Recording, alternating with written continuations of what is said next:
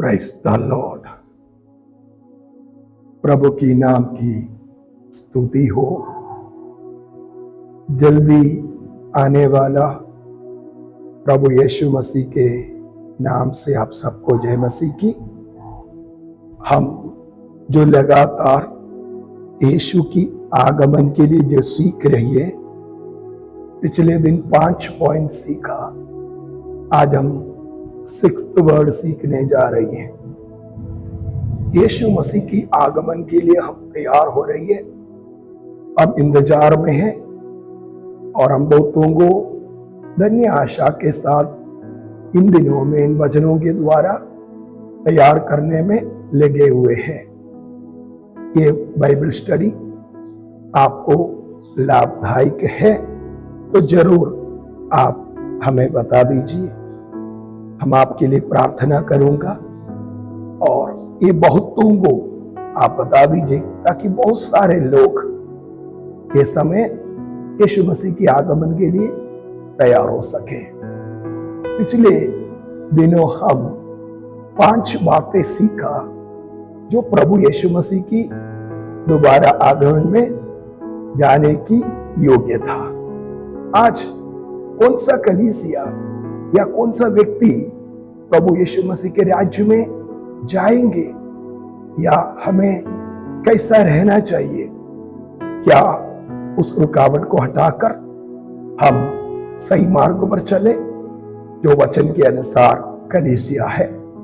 तो कलीसिया के विषय में प्रभु का मन की अंदर कलीसिया कैसा होना चाहिए, प्रेरित पौलुस कलीसिया के विषय में जब लिखते हैं, एफेसियों की पत्री 5 अध्याय उसका 27वां पद में इस प्रकार लिखा है, और उसे एक ऐसी तेजस्वी कलीसिया बनाकर अपने पास खड़ी करे जिसमें ना कलंक, ना जुरी, ना कोई और ऐसे वस्तु हो, वरन पवित्र और निर्दोष हो, that he might present to himself the church in all her glory, having no spot or wrinkles or any such thing, but that she would be holy and blameless. ये है प्रभु यीशु अपना हृदय में कलीसिया के विषय में रखा हुआ picture. She would be holy and blameless. ना कोई और ऐसी वस्तु हो, वरन पवित्र और निर्दोष हो। यहाँ का पॉइंट समझ में आया? कलीसिया में वो चीज ना हो जिसमें ना कलंक और ना जुरी और ना कोई और ऐसे वस्तु हो। इन चीजों को प्रभु अपनी कलीसिया में पसंद नहीं करते। यीशु मसीह वो कलीसिया अपने पास कड़ी करना चाहते हैं, तेजस्वी कलीसिया। Praise the Lord. तेजस्वी कलीसिया के लिए क्या क्या नियम है और क्या कहां से होके हम जाना पड़ेगा, तब हम तेजस्वी ग्लोरीफाइड चर्च बनेगा। वचन कह रही है, और उसे एक ऐसी तेजस्वी कलीसिया बनाकर अपने पास कड़ी करे, that he might present to himself the church in all her glory. ये चर्च यीशु मसीह का हृदय का पिक्चर है। चर्च के बारे में आप चर्च के बारे में क्या सोचते हैं? आप चर्च का सदस्य है, यदि आप चर्च का सदस्य है, यीशु का पिक्चर ये है चर्च के विषय में, तो हमें उस जहां पहुंचने के लिए रोमियो की पत्री 8 अध्याय उसका 17वां आयत में प्रेरित पौलुस रोमियो की पत्री 8 अध्याय उसका 17वीं पद में लिखा है, और यदि संतान है तो वारिस भी, वरन परमेश्वर का वारिस और मसीह के सभी वारिस है, जबकि हम उसके साथ दुख उठाए कि उसके साथ महिमा भी पाए, उसके साथ दुख उठाए ताकि महिमा भी पाए।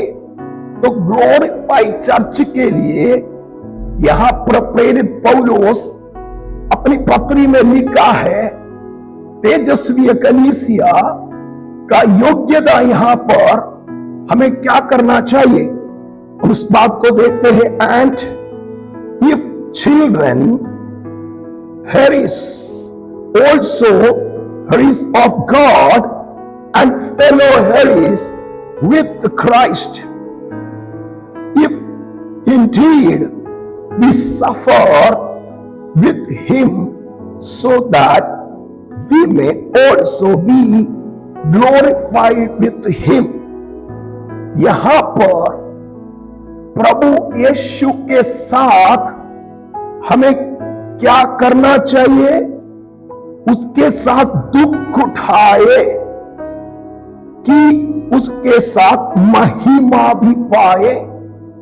या कर एक शब्द अब वारिस है, आत्मा अपनी आत्मा से कह रही है कि हम परमेश्वर का संतान है, ये तो सत्य है, लेकिन हमें ग्लोरीफाइड चर्च का सदस्य बनना है, या यीशु की आगमन पर उस ग्लोरी में हमें बदलना है, तो यीशु मसीह के साथ दुख भी उठाना जरूरी है। कारण यहां पर लिखा है हम वारिस हैं, हम मसीह में उन सारे चीजों का अधिकारी है। यीशु कष्ट उठाकर पिता के दाहिनी ओर अपनी महिमा में बैठ गया है। वो दुख हम जानते हैं, वो कटोरा जो प्रभु ने पिया, सब बातों में आज्ञाकारी बना, इवन क्रूस के मृत्यु, हाँ क्रूस के मृत्यु भी सह लिया। कई बार कुछ छोटे कष्ट आती है, हम प्रभु के सन्मुख में कितने कुड़कुड़ाते हैं। प्रियो, हर एक कष्ट आपका जीवन में उस ग्लोरी में बदलने के लिए है। यदि आप कोई कष्ट से होकर जा रही है, यदि आप परेशानी में होकर जा रही है, वो कष्ट आपका ग्लोरी में बदलने का एक ट्रेनिंग प्रोग्राम है। अब उसका 18 आयत में इस प्रकार लिखा है, क्योंकि मैं समझता हूं कि इस समय के दुख और क्लेश उस महिमा के सामने, उस शब्द को ध्यान से सुनना। पौलुस कह रही है, क्योंकि मैं समझता हूं कि इस समय के दुख और क्लेश उस महिमा के सामने जो हम पर प्रकट होने वाली है, कुछ भी नहीं है। O glory, for I consider that the suffering of this present time are not worth to be compared with the glory that is to be revealed to us। एक ग्लोरी हमें मिलने जा रही है। 8 अध्याय आगे इस ग्लोरी के विषय में लिखा है, हमारा इस धरती का जीवन समाप्त हो या यीशु का दोबारा आगमन हो, हम उस उद्धारकर्ता का वेट करते इसलिए कि हम ग्लोरी में बदल जाएगा। यहां पर लिखा है उस ग्लोरी के सामने फिलहाल जो दुख है, वर्तमान में जो दुख है, क्लेश है, उस महिमा के सामने, इसलिए संसार में रहते हुए पवित्र लोग अपना प्राण भी प्रभु के लिए देने के लिए तैयार होती है। कारण सबसे अधिक क्लेश में गया हुआ व्यक्ति है प्रेरित पौलुस। वो अपना जीवन का अनुभव शेयर करते समय कहते हैं, मैं सिर्फ बांधने के लिए नहीं, मैं मरने के लिए तैयार हूं। मुझे किसी भी रीति उस पुनरुत्थान में पहुंचना है। मसीह की पहचान की उत्तमता के कारण संसार की सारे वस्तुओं को कूड़ा और कचरा समझकर उस ग्लोरी में मुझे बदलना है। मुझे मेरा दौड़ इसलिए करना है कि मुझे ग्लोरी है, एक महिमा है। प्रियो, आज शायद आप कुछ कष्ट में होकर जा रहे हैं, आज शायद आप परेशानी में होकर जा रही है। हमें मिलने वाला उस ग्लोरी, उस महिमा के सामने आज का कष्ट कुछ भी नहीं है। ये याद रखो, उस महिमा के तराजू में आपको तोला जाएगा तो आज का जो कष्ट है क्षण पर का है, कुछ दिन का है, कुछ समय का है। प्रियो, हमारा धन्य आशा ये क्लेश खत्म होगा, हमारा धन्य आशा, हमारा आंसू खत्म होगा। वहां पर भूख नहीं होगा, वहां पर दर्द नहीं होगा। फिर हम क्लेश में नहीं, महिमा में बदलने के बाद हम उसके समान बदल जाएंगे। वचन कहते हैं हमारा दीनहीन शरीर ग्लोरीफाइड बॉडी में बदल जाएगा, क्षण पर में हम बदल जाएंगे। यहां पौलुस रोमियों के विश्वासियों को या आज ये पढ़ने वाला हमें बता रही है, हमें ग्लोरी में बदलने जा रही है, हमें ग्लोरी मिलने जा रही है। यारो, आप कोई कष्ट में होकर जा रही है, कुड़कुड़ाना मत। क्लेश में होकर जा रही है, कुड़कुड़ाना मत। एक महिमा आपका इंतजार कर रही है। Praise the Lord. मैं यहां पर आगे बढ़ूं, एक और बार उस शब्द को पढ़ के हम अगले आयत में जाएंगे,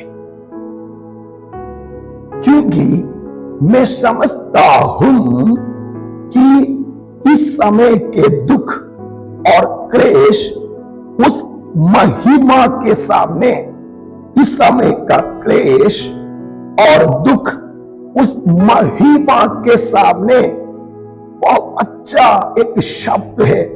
For I consider that the suffering of present time, अब प्रेजेंट में आप सफरिंग में हैं, अब प्रेजेंट में शायद आप मसीह विरोधियों का सामने है, अब प्रेजेंट में आपका शरीर क्लेश में है, अब प्रेजेंट में आप कर्ज में है, अब प्रेजेंट में परेशानी में, अब प्रेजेंट में यीशु मसीह के कारण, सुसमाचार के कारण, इस महिमामय सुसमाचार के कारण आपका परिवार आपने त्याग दिया, आपका परिवार के लोग आपको बाहर निकाल दिया, समाज आपको बाहर निकाल दिया।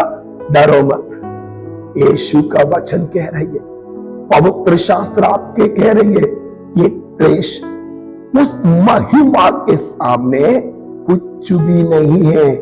तो याद रखना, ग्लोरीफाइड चर्च, यीशु ग्लोरीफाइड चर्च को चाहता है। हम जाएंगे पहला पत्रोस 4 अध्याय उसका 12 और 13 पद को हम देखेंगे। हे प्रियो, जो दुख रूपी अग्नि तुम्हारे परखने के लिए तुम में भटकी है, इसे यह समझकर अचंभा न करो कि कोई अनोखी बात तुम पर बीत रही है। Beloved, do not be surprised at the fire orient among you which come upon you for your testing, as though some strange thing were happened in you. प्रेरित पौलुस इस विषय में हमें सिखाया कि आने वाला उस महिमा के सामने अभी का क्लेश, जो वर्तमान का क्लेश, उस महिमा का तुल्य में कुछ भी नहीं है। प्रेरित पौलुस पत्रोस यहां पर कलीसिया को लिखते समय पर जैसे जैसे मसीह के दुखों में सहभागी होते हो, ये बात को ध्यान रखना, मसीह की जीवन आनंद का जीवन तो है। ये प्रेरित लोग, प्रथम कलीसिया के अगुवे अपनी चेलों को या यीशु मसीह की चेलों को, कलीसिया के सदस्यों को स्पष्ट रूप से उन्हें सिखाया, मसीही जीवन आनंद तो है, लेकिन यहां पर क्लेश है, यहां पर दुख है। इधर आओ, आपको 2 करोड़ रुपया मिलेगा, इधर आओ जमीन जायदाद मिलेगा, इधर आओ ओ बहुत आशीष मिलेगा। ये सुनकर दौड़ के लोग आते हैं, थोड़ा सा समस्या आते ही बाइबल को छोड़ छाड़ के भाग जाते हैं। प्रथम कलीसिया के लोग कष्ट में भी सुसमाचार के लिए, यीशु मसीह के नाम के लिए निडर गवाही होकर क्यों दिया? क्यों? चर्च हिस्ट्री में देखिए कितने पवित्र संतों ने प्रभु यीशु मसीह के लिए अपना प्राण छोड़ दिया।